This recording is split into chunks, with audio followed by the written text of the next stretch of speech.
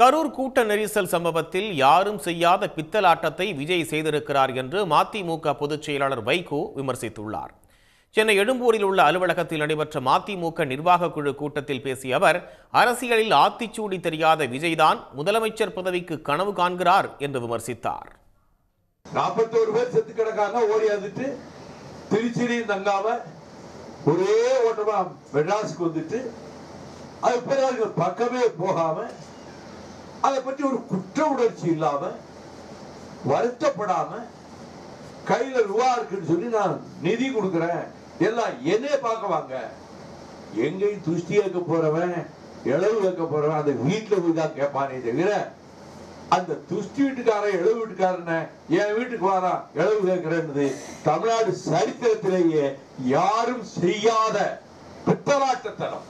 நான் தான் ஆட்சிக்கு வருவேன், நாங்க தான் வருவோம், எங்களுக்கு திமுக போட்டி அப்படின்னு விஜய் சொல்லியிருக்காரு. அதுதான் நான் சொன்னேன்.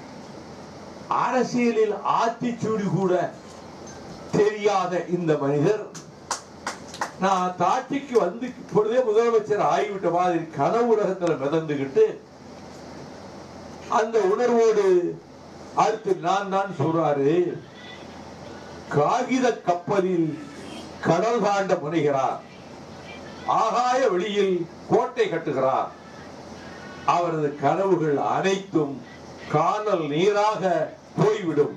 அதிமுக பொதுச் செயலாளரிடம் போய் அவர் நம் கூட்டணியில் நீடிக்க விரும்பவில்லை, அவர் சொல்றபடி நம்ம சீட்டு கொடுக்க முடியாது, அதனால முடிச்சிட்டாரு அப்படின்னு பொய்ய சொல்லிட்டார். போன கையிலேயே வச்சிருக்கிறேன், ஓபிஎஸ் கூப்பிடுவாரு, கூப்பிடவே இல்லை.